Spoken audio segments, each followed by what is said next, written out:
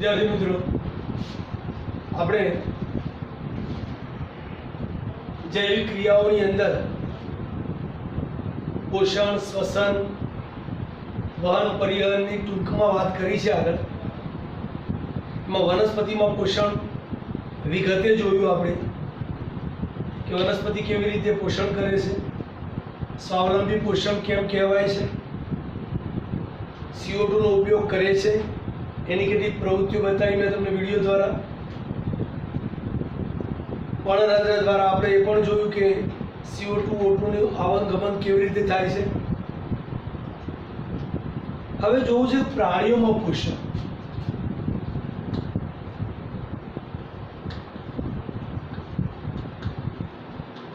તમે જાણો છો કે પ્રાણીઓમાં પોષણ કયા પ્રકારનું હોય?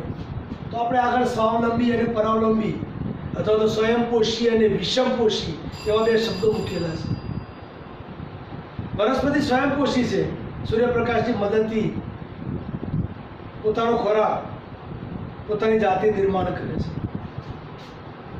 જ્યારે પ્રાણીઓ ક્લોરોફિલ નથી ધરાવતા, માટે પોતાનો ખોરાક નિર્માણ કરી શકતા નથી અને માટે એમને પોષણ માટે अन्य ऊपर आधार राखवो पड़े छे। पर ऊपर परोपजीवी अथवा तो विषमपोषी जुदी जुदी पद्धतिओ द्वारा अलग रीते ए पोते पोषण मेळवे छे। आपणा अभ्यासक्रमनी अंदर मुख्यत्वे बे प्राणीना पोषण पद्धति आपवामां आवेली छे। एक निम्नमा निम्न, निम्न एटले जेनी शरीर संरचना खूब ज नीचा प्रकारनी, सादा प्रकारनी छे, सरल प्रकारनी छे, एवुं अमीबा। અને બીજું પોષણ છે કે જેની શરીર રચના આ દુનિયામાં સર્વશ્રેષ્ઠ ગણાય છે એવો મનુષ્ય, એટલે જટિલ સંરચના ધરાવતા મનુષ્યના શરીરની પોષણ ક્રિયા એ આપણે જોવાની છે। તો પહેલા અમીબામાં પોષણ।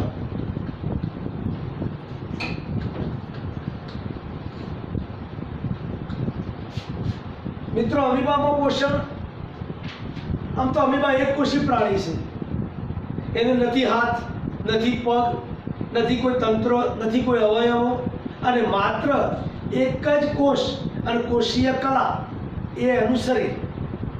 प्रश्न एवो थाय के आपणा एक कोषी सजीवनी पोषण क्रिया केवी रीते थती हशे? तो जूना कोर्समां एनी पोषण क्रियाने पण 5 तबक्कामां वहेंचवामां आवेली। तेनुं हालनुं जे आपणुं पुस्तक छे एमां आना विषे प्रकाश पाड्यो नथी, छतां हूँ तमने 5 तबक्काना नाम लखीने बताऊं। पहलो तबक्को छे ग्रहण, बीजो तबक्को छे पाचन, त्रीजो तबक्को छे प्रसरण, चौथो तबक्को छे परिपाचन अने छेल्लो तबक्को छे मलोत्सर्जन, 5मो तबक्को। अमीबा आ 5 स्टेप में पोतानी पोषण क्रिया पूरी करे छे। विगते जोईए तो अमीबा एक कोशी अने आकार बदलतुं प्राणी छे, एटले के अनियमित आकार धरावतुं प्राणी।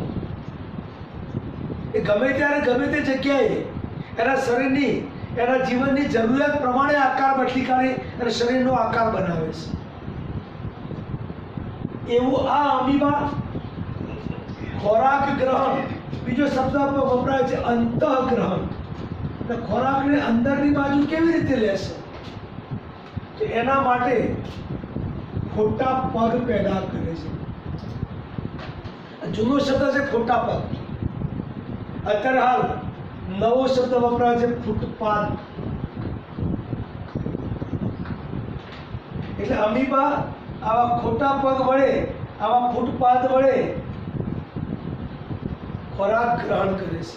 એટલે ખોરાકની ગંધથી આકર્ષાઈને એ તરફ જાય ત્યારે આ બે, એટલે આવા બે પ્રવર્તો પેદા કરી।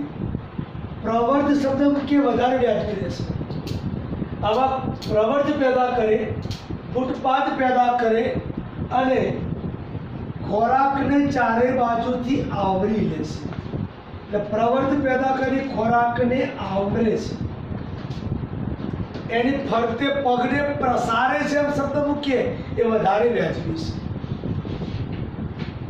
આવી રીતે ખોરાકને ચારે બાજુથી ઘેરી ખોરાકને ગ્રહણ કરે છે. આ આકૃતિને આગળ લંબાવીએ તો એ આ રીતે કરી શકાય. ખોરાકની ફરતે આ ફૂટપાથ ખોટા પગ પ્રસારી પ્રવર્તને ફેલાવી બંને ભાગ એકબીજાને અડકે એ રીતે ખોરાકને અંદરની સાઈડ મેળવી લેશે. આ રીતે તૈયાર થયેલા ઘટકને અન્નદાની કહીએ તો ખોટું કંઈ નથી. હવે આ અન્નદાની અમીબાના શરીરની અંદર આવી જાય છે, એટલે ત્યાં ગ્રહણનો તબક્કો પૂરો થાય છે. ત્યારબાદ પાચન.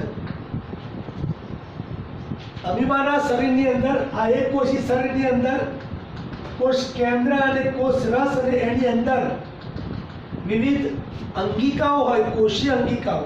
એમાં પાચક ઉત્સેચકો પણ જોવા મળે છે. ધોરણ 9 માં ક્યાંક ઉલ્લેખ છે લાઇસોસોમ્સ અને આત્મઘાતી કોથળી જે પાચક ઉત્સેચકો ધરાવે છે એવું યાદ હોવું જોઈએ. તો એવા પાચક ઉત્સેચકો ધરાવતા ઘટક વડે આની એટલે કે આ અન્નધાનીની પાચન ક્રિયા થાય છે. એટલે આની પાચન ક્રિયા શરૂ થાય છે. અંદરના ઘટકો પાચિત થાય છે. કેટલાક ઘટકો પાચિત થાય, કેટલાક ઘટકો પાચિત થતા નથી. અપાચિત ઘટકો ત્યાં અંદર પડી રહેશે, ત્યારે પાચિત ઘટકો ત્યાંથી કોષરસ તરફ આવશે. પણ કોષરસમાં આવશે કયા પ્રક્રિયાથી? ત્યાં ઘટના બને છે પ્રસરણ. મિત્રો, બે ઘટનાઓ ધોરણ 9 માં ભણી રહ્યા છે, એક આશ્રુતિ અને એક પ્રસરણ.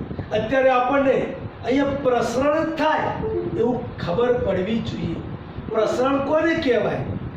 તો દ્રાવ્ય પદાર્થની વધુ સાંદ્રતા તરફથી દ્રાવ્ય પદાર્થના ઘટકોનું ઓછી સાંદ્રતા તરફ જવું એને પ્રસરણની ઘટના કહેવાય. એથી ઉલટું આશ્રુતિ. તો અત્યારે આશ્રુતિની જરૂર નથી એટલે હું યાદ નથી કરતો. પ્રસરણ. પાચિત ઘટકો આવી અન્નદાનીની અંદર વધુ સાંદ્રતામાં છે, જેથી એ વધુ સાંદ્રતા તરફથી ઓછી સાંદ્રતા તરફ દ્રાવ્ય પદાર્થના કણો આવશે. એટલે પ્રસરણથી આ ઘટકો કોષ રસની અંદર પ્રવેશ કરશે. એટલે અમીબાના કોષ રસમાં એ ભળી જશે, ત્યારે પ્રસરણની ઘટના પૂરી થશે. ત્યાર પછી આવે છે પરિપાચન. કોષ રસમાં આવેલા આ ઘટકો કોષ રસની અંદરના ઘટકો દ્વારા ઉપયોગમાં લેવાય. કણાભસૂત્ર વગેરે જેવા જે ઘટકો હોય એનું શક્તિ નિર્માણની ક્રિયા કરશે, ત્યારે અહીંયા એ તબક્કો પૂરો થશે, પરિપાચન. એટલે પાચિત ઘટકોનું શક્તિ નિર્માણ માટે દહનની ક્રિયા થાય, ત્યારે એને પરિપાચન તરીકે ઓળખવામાં આવે છે. અને બીજી બાજુ જે અન્નધાની હતી એની અંદર હવે ન પચેલા ઘટકો પડ્યા રહે છે. ધીમે ધીમે આવી અન્નધાની જે માત્ર અપાચિત ઘટકો, નકામો કચરો એટલે કે ઉત્સર્ગ દ્રવ્ય ધરાવે છે, તે ધીમે ધીમે કોષીય કલા બાજુ જાય છે અને છેવટે કોષીય કલા ફાટતા એમાંથી એનો નિકાલ થાય છે. તો એને કહેવાશે મળોત્સર્જન. એટલે અહીંયા અમીબાની આ પ્રક્રિયા, પોષણની પ્રક્રિયાને કુલ 5 ભાગમાં વહેંચવામાં આવેલી છે. હવે અમીબા જેવું એક પ્રાણી છે, એક કોષી પેરામિશિયમ. પેરામિશિયમ અને અમીબામાં સામ્યતામાં જોવા જઈએ તો બંને એક કોષી પરજીવ છે, પણ જો બંનેમાં વિભિન્નતામાં જોવા જઈએ તો અમીબાને કોઈ કોષીય આકાર નથી, ત્યારે પેરામિશિયમ એ ચંપલ જેવો આકાર ધરાવે છે એવું આપણે 7મા 8મા ધોરણથી જાણતા આવ્યા છે. તો બંનેની પોષણ ક્રિયા લગભગ સરખી છે, પણ એક બાબતમાં બંને જુદા પડે છે, ખોરાક ગ્રહણ કરવાની બાબતમાં. અમીબા ખોટા પગ પેદા કરીને એટલે કે ફૂટપાથ દ્વારા ખોરાક મેળવે છે, જ્યારે આ પેરામિશિયમ એની જે ત્વચા છે અથવા તો જે કોષીય કલા છે ત્યાંથી અહીં વાળ જેવી રચના ધારણ કરે છે અથવા તો ધરાવતા હોય છે, જેને આપણે પક્ષ્મ તરીકે ઓળખીએ છીએ. અને આ પક્ષ્મ વડે ખોરાક ગ્રહણ કરી મુખમાં દાખલ કરે છે. એટલે ગ્રહણ કરવાની પ્રક્રિયા એટલી માત્ર જુદી પડે, બાકી પાચન, પ્રસરણ, પરિપાચન અને મળોત્સર્જન બંનેમાં સરખા જોવા મળે છે. તો આ હતી અમીબા અને પેરામિશિયમની પોષણ ક્રિયા. પેરામિશિયમની પૂછાય તો ગ્રહણ કરવાનો મુદ્દો પક્ષપદવાળો લખી અને બાકીની વિધિ એમની એમ જ પરીક્ષા માટે ગણાશે. વિદ્યાર્થી મિત્રો, આપણે જોઈએ આ અમીબામાં પોષણ.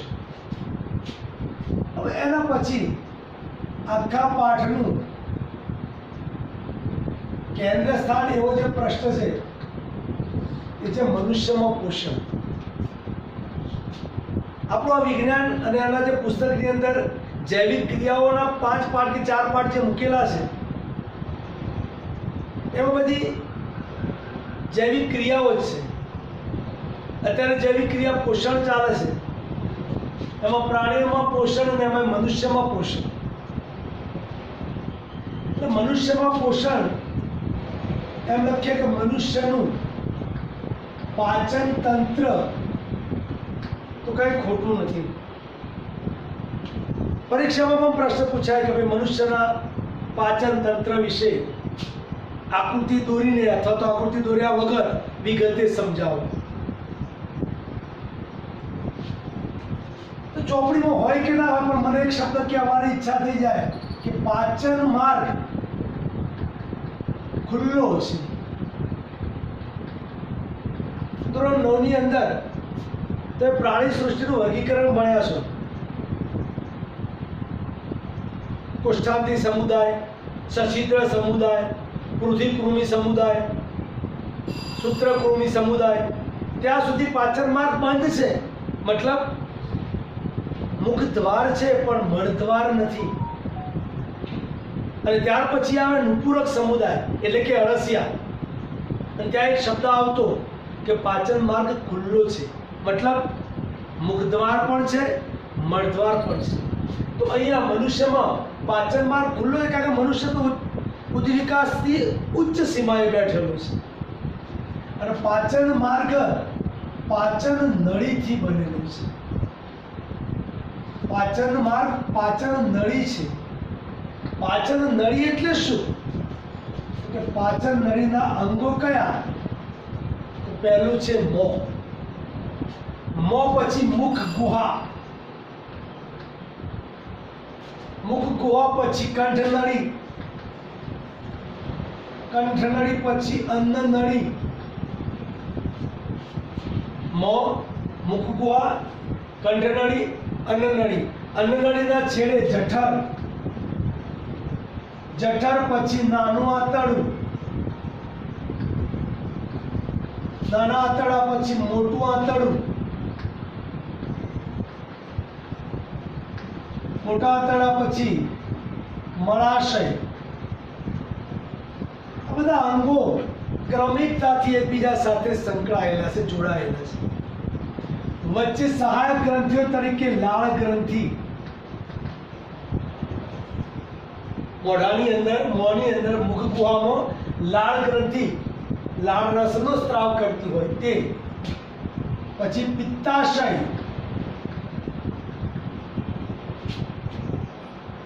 અને સ્વાદુપિંડ. આ બધી ગ્રંથિઓ પોતાના ઉત્સેચકો ના રસનો સ્ત્રાવ કરતી હોય છે અને આ રસ સમય સમયે પોતાનું કામ પાચન ક્રિયામાં અથવા તો પોષણની ક્રિયામાં કરે છે. વિદ્યાર્થી મિત્રો, આપણે સ્ટેપ બાય સ્ટેપ દરેકની પાચન ક્રિયા જોતા જઈએ, સાથે પાચન તંત્ર પણ ફિગર દ્વારા જોતા જઈએ છીએ. સામાન્ય મનુષ્યનું મોઢું દોરી એની સાથે આ રીતે આપણે એનું નામ નિર્દેશન કરીએ તો આ મુખ છે, આ મુખ ગુહા છે, આને આપણે કંઠનળી કહીશું. અહીંયા અન્નનળી, એના છેડે આ રીતે જઠર લઈશું.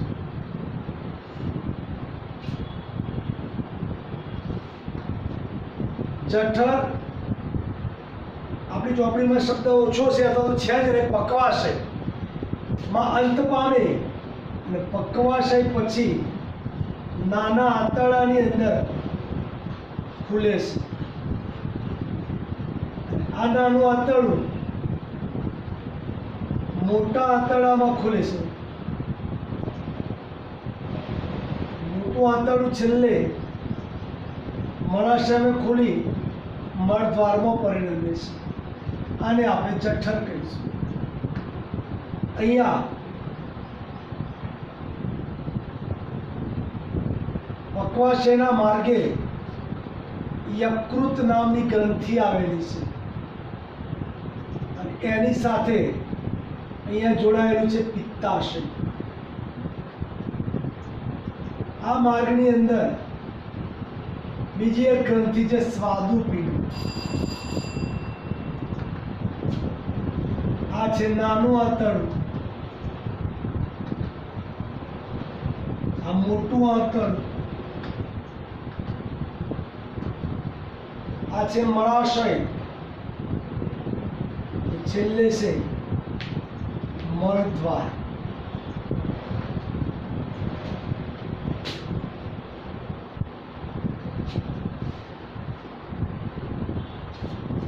તો આ અંગોના નામ, આ સહાયક પાચક ગ્રંથિઓ છે. સ્ટેપ બાય સ્ટેપ મોંમાં પાચન. પાચનની ક્રિયા વિદ્યાર્થી મિત્રો, જેવો ખોરાક આપણે મુખમાં મૂકીએ ત્યાંથી શરૂ થઈ જાય છે. આમ તો જૂના કોર્સમાં લખેલું ઓષ્ઠ અને અંદર દાંત. દાંતમાં પણ 3 પ્રકાર કે 4 પ્રકારના દાંત, ચીરવાના, કાપવાના, છેદવાના અને વરણવાના. અને સહાયક તરીકે લાળ ગ્રંથિ અને જીભ, સ્નાયુમય જીભ ખોરાકને વલોવવાનું, ફેરવવાનું કામ કરે છે. પણ મોંની અંદર લાળ ગ્રંથિમાંથી લાળ રસ ઝરે છે, સ્ત્રાવ થાય છે. લાળ રસની અંદર એમાઇલેઝ નામનો ઉત્સેચક છે અને આ એમાઇલેઝ સ્ટાર્ચના પાચનની શરૂઆત કરે છે. ખોરાકને પોચો, સુવાળો અને ગળવા યોગ્ય બનાવે છે અને એની અંદર રહેલા, ખોરાકની અંદર રહેલા ઘટક સ્ટાર્ચ યાની કે કાર્બોદિતનો પાચનની શરૂઆત કરે છે, પચાવવાની શરૂઆત કરે છે. સંપૂર્ણ પાચન થતું નથી, પણ શરૂઆત જ માત્ર થાય છે. સંપૂર્ણ પાચન નાના આંતરડામાં જઈને પૂરું થશે. એટલે મુખમાં પાચનની શરૂઆત થઈ જાય. લાળ ગ્રંથિમાંથી લાળ રસ જળે. લાળ રસમાં એમાઇલેઝ નામનો ઉત્સેચક હોય જે ખોરાકની અંદર ભળે છે, ખોરાકને પોચો, સુવાળો અને ગળવા યોગ્ય બનાવે છે અને તેમાં રહેલા સ્ટાર્ચ નામના ઘટકની પાચનની શરૂઆત મોંથી થઈ જાય છે. ત્યાર પછી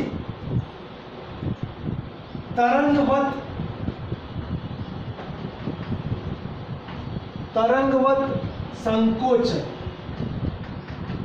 આવું અલગ ચોપડીમાં મુદ્દો નથી આપ્યો, પણ એક શબ્દ મૂક્યો છે. તો મુખમાંથી ખોરાક ગળવા યોગ્ય, સુવાળો, પોચો બને એટલે ગળામાં થઈ, કંઠનળીમાં થઈ, અન્નનળીમાં ખુલે છે. આ કંઠનળી અને અન્નનળીની રચના સિયાકાની કાર્યોટાઇપની રચનાથી બનેલી છે, જેથી એના સ્નાયુઓ તેને તરંગવત રીતે, એટલે સ્ટેપ બાય સ્ટેપ આ રીતે તરંગો પસાર થતા હોય રીતે એનું દોલન કરે છે, જેથી ખોરાક ધીમે ધીમે સંકોચન પામતો પામતો, ખસતો ખસતો અને ક્યાં આવે છે? જઠરમાં આવે છે. તરંગવત ગતિથી ખોરાક જઠરમાં આવીને અટકશે. એટલે અહીંયા લખીએ કે તરંગવત ગતિથી અથવા તરંગવત સંકોચનથી ખોરાક અન્નનળી મારફતે જઠર સુધી પહોંચે છે. હવે જઠરનું પાચન લઈએ તો જઠરમાં કેવી રીતે પાચન થશે? તો જઠરમાં કઈ પ્રક્રિયા થશે?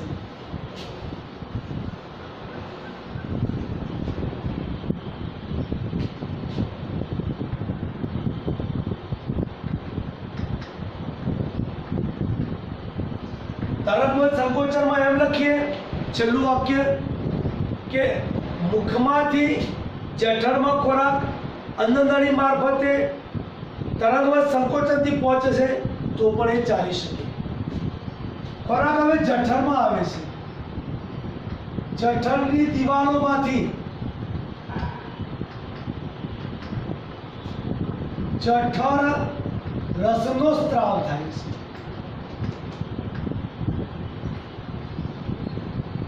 અને જઠર રસની અંદર 3 પ્રકારના ઘટકો જોવા મળે છે. જઠરની અંદર 3 પ્રકારના ઘટકો જોવા મળે. જઠર રસમાં એક તો મંદ HCl, બીજો પેપ્સિન અને ત્રીજું છે શ્લેષ્મ.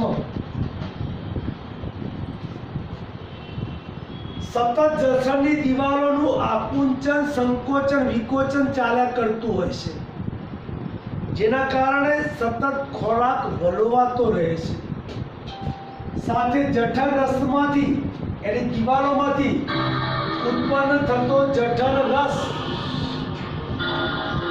મંદ HCl એટલે જઠર રસ ની અંદર મંદ HCl, પેપ્સિન અને શ્લેષ્મ રહેલા છે. મંદ HCl એ ખોરાક સહિત પ્રવેશેલા જીવાણુ જેવા કે બેક્ટેરિયા, વાયરસ હોય એને ખતમ કરે છે. સાથે સાથે પેપ્સિન જે એસિડિક છે એની સાથે એસિડિક માધ્યમ પૂરું પાડે પાચનની ક્રિયામાં મદદ પણ કરે છે. પેપ્સિન એસિડિક માધ્યમ પૂરું પાડી પાચનની ક્રિયા કરે અને શ્લેષ્મ આ બંને થકી જઠરની અંદરની દિવાલોને થયેલા નુકસાનને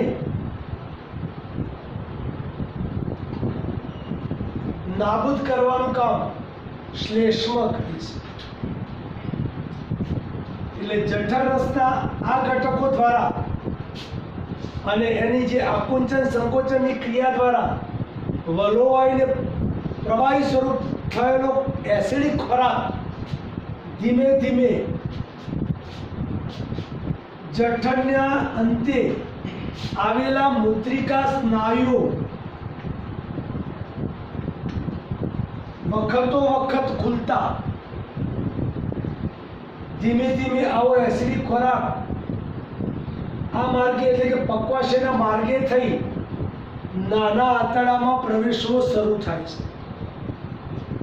અહીંયા આ માર્ગની અંદર યકૃત અને સ્વાદુપિંડ ગ્રંથિઓ આવેલી છે. યકૃતની અંદર પિત્તાશયમાંથી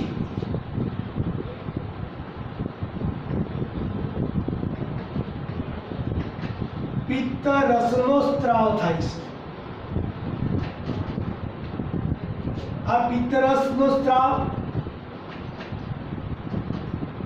શા કામમાં આવે? તો ખોરાકમાં રહેલા ચરબીના જે ઘટકો છે, અહીંયા એક વાત રહી ગઈ, આ જે પેપ્સિન છે એ એસિડિક માધ્યમ પૂરું પાડે છે ખરું, પણ સાથે સાથે પ્રોટીનનું પાચન પણ કરે છે, પણ શરૂઆત કરે છે. સંપૂર્ણ પ્રોટીનનું પાચન અહીંયા થતું નથી, પણ એની શરૂઆત થાય છે.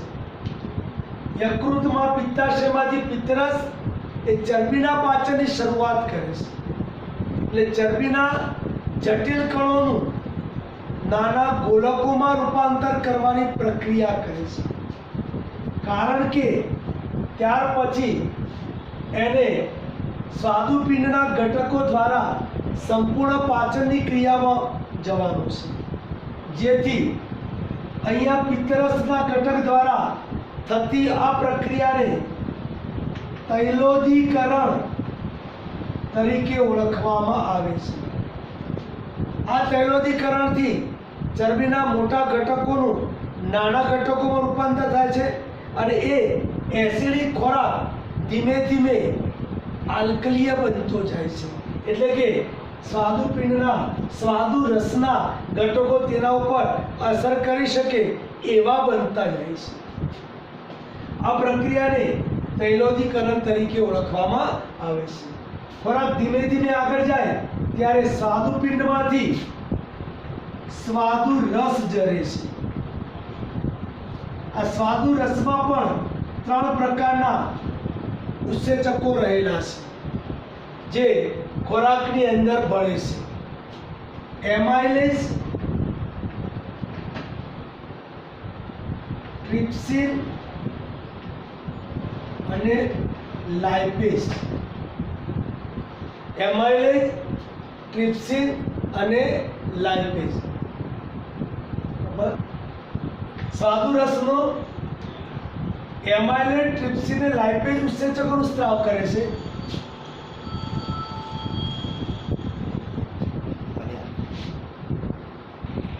સ્વાદુ રસમાં એમાઇલેઝ, ટ્રિપ્સિન અને લાઇપેઝ નામના ઉત્સેચકો જોવા મળે. આ ઉત્સેચકો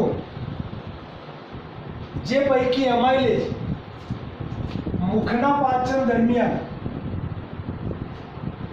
જે સ્ટાર્ચનું પાચન, અપૂર્ણ પાચન, અધૂરું જે પાચન હતું એ સ્ટાર્ચને પૂર્ણ પાચન કરે છે એમાઇલેઝ. ટ્રિપ્સિન કે જઠરની અંદર પેપ્સિન વડે પ્રોટીનના જે પાચનની ક્રિયા અધૂરી થઈ હતી એ પ્રોટીનનું સંપૂર્ણ પાચન કરે છે. જ્યારે લાઇપેઝ એ યકૃતમાં અને એમાં પિત્તાશયમાં પિત્તરસ દ્વારા થયેલી તૈલોદીકરણની પ્રક્રિયાથી ચરબીના કણોનું નાના ગોલકોમાં રૂપાંતર થયેલું એ ગોલકોનું સંપૂર્ણ પાચન કરે એટલે ચરબીનું પાચન ત્યાં સંપૂર્ણ થાય છે. આમ સંપૂર્ણ પાચનની ક્રિયા સ્વાદુ રસમાંથી સ્ત્રવતા સ્વાદુ રસમાં રહેલા ઉત્સેચકો દ્વારા પૂરી થાય છે. આ સમગ્ર પ્રક્રિયા ખોરાક નાના આંતરડામાં પ્રવેશે શરૂઆતના ભાગમાં જ પૂરી થાય છે. ધીમે ધીમે નાના આંતરડાની દિવાલોમાંથી આંતરરસ ઝરવાનું શરૂ થાય છે. તો ત્યાં આપણે નાના આંતરડામાં પાચનની ક્રિયા ભણી શકીએ અથવા એવો મુદ્દો લખી શકીએ. પુખ્ત મનુષ્યમાં નાના આંતરડાની લંબાઈ 6.5 મીટર જેટલી ગણવામાં આવે છે. પણ આ જ આંતરડું તૃણાહારી પ્રાણીઓમાં લાંબુ હોય છે, કારણ કે તૃણાહારી પ્રાણીઓમાં સેલ્યુલોજના પાચન પ્રમાણ વધારે હોવાના કારણે એના આંતરડાની લંબાઈ થોડીક લાંબી હોય છે, વધારે હોય છે. આંતરરસમાં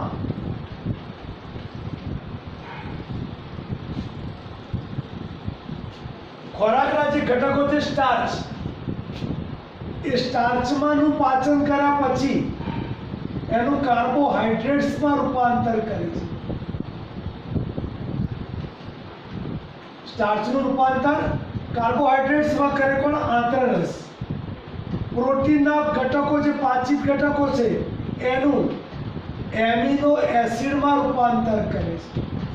આપણને થોડો ખ્યાલ હોવો જોઈએ, પ્રોટીનનો બંધારણીય એકમ એમિનો એસિડ છે. એટલે ટૂંકમાં પ્રોટીનનું સરળ સ્વરૂપમાં રૂપાંતર એટલે કે એમિનો એસિડમાં રૂપાંતર થઈ જાય છે, જ્યારે ચરબીનું ફેટી એસિડમાં અથવા તો ગ્લિસરોલમાં રૂપાંતર થઈ જાય છે.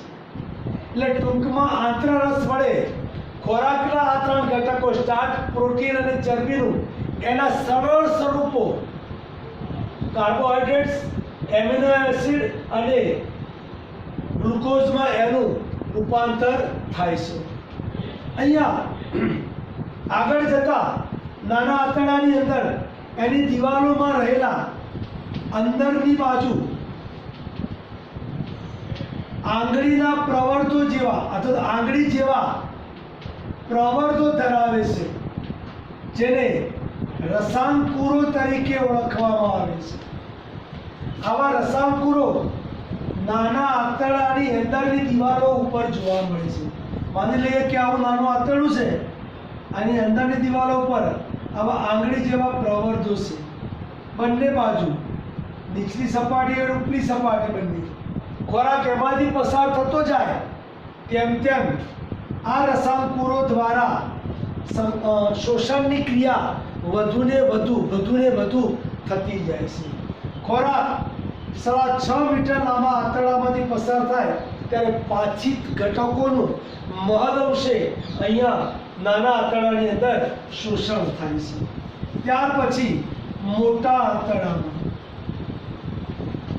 હવે મોટા આંતરડામાં તો ખોરાકમાંથી મોટા ભાગના પાચિત ઘટકો શોષાઈ ગયા હોય છે.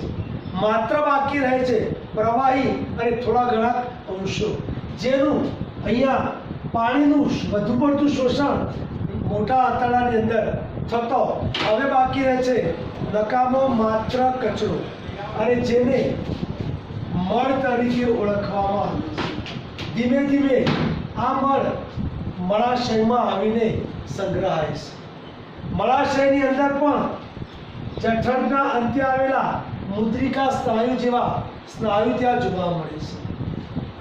વખતો વખત મળાશય ભરાતું જાય છે અને ઉચ્ચ દબાણની પ્રક્રિયા દરમિયાન આ મુદ્રિકા સ્નાયુ ખુલતા મળાશયમાંથી મળનો મળદ્વાર મારફતે ત્યાગ થાય છે. તો અહીંયા આ રીતે મનુષ્યનું પાચન તંત્ર પૂર્ણ થાય છે.